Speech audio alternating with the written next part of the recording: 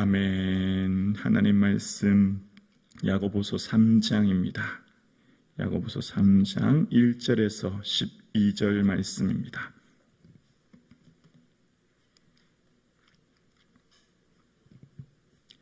야고보서 3장 1절에서 12절 하나님의 말씀을 함께 합독하시겠습니다.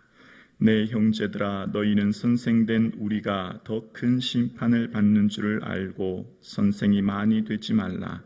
우리가 다 실수가 많으니 만일 말에 실수가 없는 자라면 곧 온전한 사람이라. 능히 온 몸도 굴레 씌우리라. 우리가 말들의 입에 재갈 물리는 것은 우리에게 순종하게 하려고 그 온 몸을 제어하는 것이라. 또 배를 보라. 그렇게 크고 광풍에 밀려가는 것들은 지극히 작은 키로서 사공의 뜻대로 운행하나니 이와 같이 혀도 작은 지체로 돼 큰 것을 자랑하도다. 보라, 얼마나 작은 불이 얼마나 많은 나무를 태우는가. 혀는 곧 불이요 불의 세계라. 혀는 우리 지체 중에서 온 몸을 더럽히고 삶의 수레바퀴를 불사르나니 그 사르는 것이 지옥 불에서 나느니라. 여러 종류의 짐승과 새와 벌레와 바다의 생물은 다 사람이 길들일 수 있고 길들여 왔거니와 혀는 능히 길들일 사람이 없나니 쉬지 아니하는 악이요 죽이는 독이 가득한 것이라. 이곳으로 우리가 주 아버지를 찬송하고 또 이곳으로 하나님의 형상대로 지음을 받은 사람을 저주하나니 한 입에서 찬송과 저주가 나오는도다. 내 형제들아, 이것이 마땅하지 아니하니라. 샘이 한 구멍으로 어찌 단물과 쓴물을 내겠느냐. 내 형제들아, 어찌 무화과 나무가 감람 열매를 포도나무가 무화과를 맺겠느냐. 이와 같이 짠물이 단물을 내지 못하느니라. 아멘. 할렐루야. 아침 많이 힘드셨죠? 오늘 이 하루도 늘 오는 일상, 그냥 오는 그냥 하루가 아니라 하나님 주시는 특별한 하루인 줄로 믿습니다. 이 특별하게 주신 이 하루, 특별한 은혜가 넘치기를 주의 이름으로 축복합니다. 아멘. 하나님께서 말씀으로 바다와 산들 또 해와 별들을 지으셨죠. 그 귀한 말의 권세를 유일하게 피조물 중에는 우리에게 주셨습니다. 우리에게 주신 말의 권세는 얼마나 힘이 있고 능력이 있는지 몰라요. 죽고 사는 것이 혀의 권세에 달렸어요. 그런데 우리에게 주신 이 말의 권세로 우리가 하나님을 대적해서 하나님 마음을 아프게도 하고, 우리가 사람들에게 이 말로서 상처 주고 아픔을 주기도 합니다. 또 반대로 우리가 이 말로 사람들을 살리기도 하죠. 우리의 언어에는 크게 두 가지 효과, 영향력이 있죠. 살리는 말과 죽이는 말이 있어요. 살리는 말과 죽이는 말. 칼로 찌름같이 함부로 말하는 자가 있거니와 지혜로운 자의 혀는 양약이니라. 입술에서 나가는 말이, 어떤 이가 말하는 말은 마치 칼로 찌르는 것 같아서 그 사람의 마음을 입술로는 30초 말하지만 그 사람 마음에 30년 동안 고통스럽게 하는 말이 있고, 어떤 사람의 말은 그 입술로 30초 잠깐 말하지만 그 사람을 30년 동안 일으켜 세우는 말이 있죠. 그 사람을 굳건하게 세우는 말이 있습니다. 그러니까 이 말이 얼마나 중요한지에 대해서 오늘 본문이 이야기하고 있는 것입니다. 오늘 함께 예배 드리시는 사랑하는 성도님, 저와 여러분의 이 말로 하나님의 위로가 선포되어질 수 있기를 주의 이름으로 축원합니다.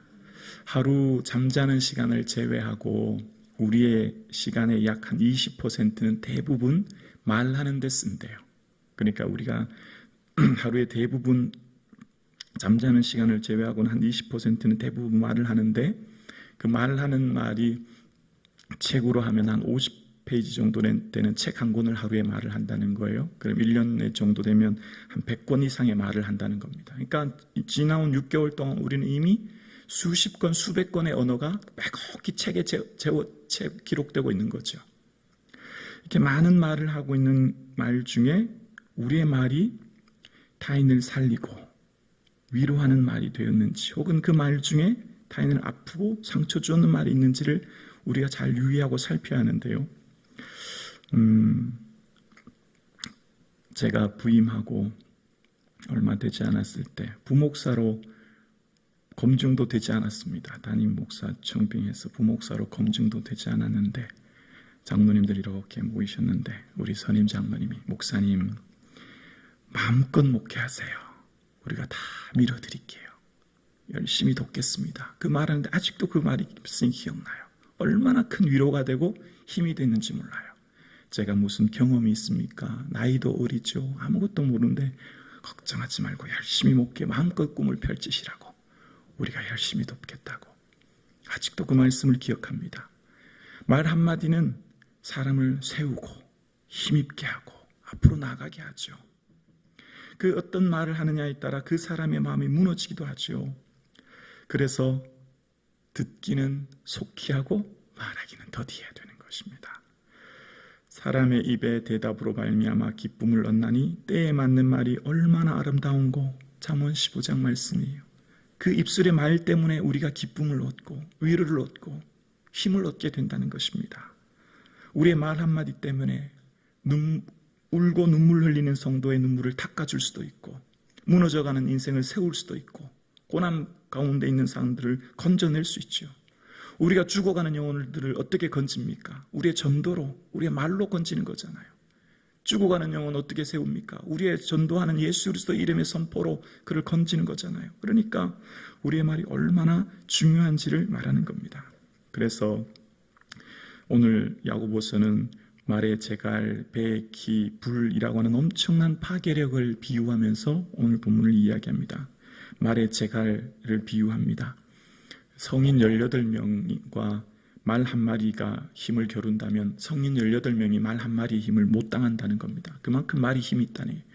우력이라고 하지 않고 마력이라고 하지 않습니까? 그 힘이 센 말이 앞니가, 윗니가 5개, 아랫니가 5개 있고 그 말 중간에 공간이 작은 뒤에 그 뒤에 어금니가 있대요. 그러니까 앞니 공간이 조금 있는 뒤에 어금니가 있대요. 그래서 그 사이에 재갈을 씌운다는 겁니다. 그러면 아무리 힘이 센 말도 재갈을 한번 물리면 말 타는 기수에 따라 말이 움직인다는 거죠. 그러니까 우리의 언어는 우리가 하나님의 은혜로 충만함을 받아야 합니다. 성령의 온전한 다스림을 받아야 되는 거죠. 그것에 길들이라는 거예요. 배의 키라고 이야기합니다. 항공모함 있죠. 항공모함 보니까 니미츠급 정도 되는 항공모함은 한 6,000명 이상 배를 탄대요. 6,000명 이상의 수백 대의 항공기를 실은 이 항공모함도 그 항공문 조타실에 있는 키로 그 수백 척 배가, 수천 톤 배가 움직이지 않습니까? 불의 혀라고 이야기합니다. 이 불이라고 하는 표현은 성경에 2가지 의미가 있죠. 성령을 불로 비유합니다. 성령의 충만함을 받으면 우리가 그 불로서 비유하는 은혜가 있는데 오늘 본문의 언어를 불로 비유합니다. 어디서 나오는 불이에요? 지옥에서 나오는 불이에요. 얼마나 고통스럽게 하는지를 비교하기 위한 것입니다. 그러니까 이 땅에서도 지옥을 맛볼 수 있어요. 어떻게 맛보죠? 언어로, 말로. 내 말로 어떤 사람이 지옥을 경험할 수도 있고 내 말로 어떤 사람이 성령의 위로도 받을 수 있는 거예요. 자, 그런데 이 본문을 그냥 단순히 그냥 이 말에 대해서 주의해야 되겠구나 이렇게 보는 것보다 더 깊이 바라봐야 합니다. 여러분, 빙산의 일각이란 말 아시죠? 보이는 빙산은 10분의 1도 채 되지 않는다는 거예요. 대부분은 바닷속 깊이 들어가 있기 때문에 빙산을 쉽게 보고 그냥 부딪혔다가는 모든 배들이 다 파손한다고 하지 않습니까? 그러니까 오늘 본문을 보고 그냥 말을 잘 유의해야 되겠구나 이런 단계로만 생각하면 되지 않죠. 그 내면을 봐야 되죠. 말은 어디서 나옵니까? 마음에서 나오잖아요. 마음을 주의해야 되는 것이죠. 결국 오늘 본문은 마음을 살피라는 것이죠. 우리 마음을 성령의 충만한 은혜로 성령의 다스림 가운데 거할 수 있기를 주의 이름으로 축원합니다. 그 은혜를 지금 말하고 있는 것이죠. 믿음은 무엇이냐? 결국 우리의 삶이 나는 죽고, 아멘이시죠? 모든 것들이 죽어지고 깨어지고 부서지고 나는 죽고 내 안에 예수님 사는 거죠. 내 안에 예수님 살아라. 그렇지 않으면 우리의 말이, 내가 위로하는 말도 그에게 상처가 될 수 있어요. 내가 그 경험하지 못했기 때문에 내가 아는 지식의 안에서 위로가 오히려 그를 아프게 하거든요.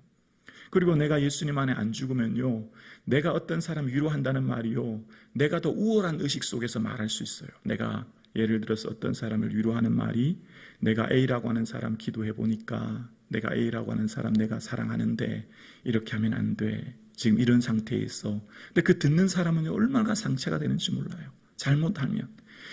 성령 안에 내가 죽지 않고 내가 지배당하지 않으면요, 내게 우월의식이 생겨요. 타인을 비교해요. 나인을 학게 봐요. 그리고 조언한다고 하는 말이 그 사람이 얼마나 큰 상처가 되는지 몰라요. 성령님은 결코 타인을 위로할 때 그의 아픔을 들추시거나 그의 힘든 면을 얘기하지 않으세요. 성령님은 위로하시죠. 소망의 영이에요. 권사님 걱정하지 마세요. 하나님 함께 하십니다. 힘을 내세요. 그렇게 위로하지, 그 사람의 아픈 면을 들추고 이야기해서 찌르듯 이야기하지 않습니다. 그분을 그게 몰라서 그러는 거예요. 내가 정말 그분을 어떻게 위로해야 할지를. 그래서 날마다 나는 죽어야 됩니다. 여러분, 제가 군대 다녀와서 지금까지 저는 목회만 했어요. 평생 목회한 거죠. 그러니까 오늘 우리 담임 목회하기 전에도 여러 교회를 부교육자를 섬겼어요. 수만 명 성도님을 섬겼습니다. 목회를 하면 교회를 제일 힘들게 하는 분이 누군지 아세요? 열심히 봉사하지만 또 열심히 말로서 상처 주는 사람이에요. 그래서 교회인을 제가 부교육자로도 있어 보면, 목사님, 제가 큰 죄인입니다. 제가 말을 잘못해서 누구를 상처를 줬네요. 이런 성도는 한 번도 못 만났어요. 이런 성도는 단 한 명도 못 만났어요.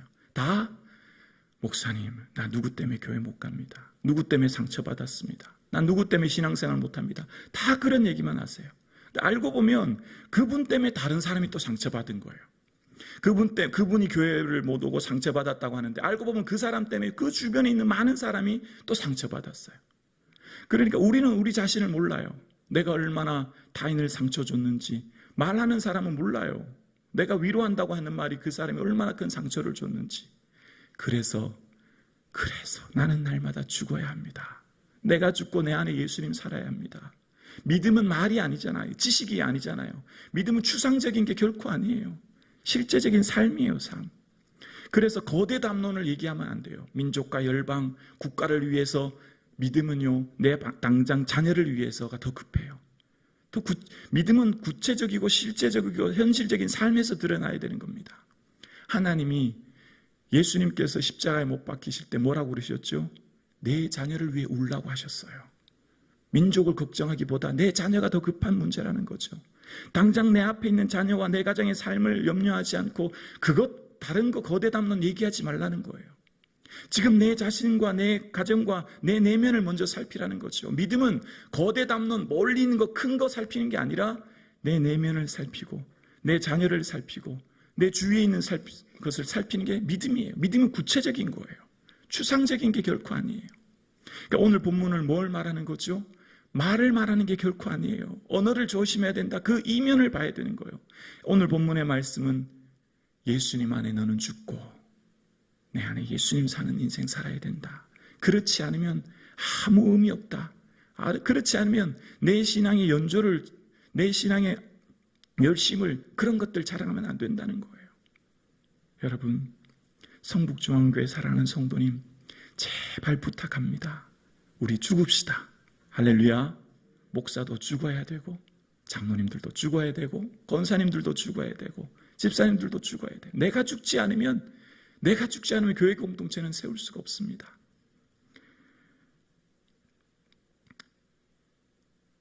오늘 사랑하는 성북중앙 사랑 성도님, 샘에서 단물과 쓴물을 낼 수 없다고 이야기합니다.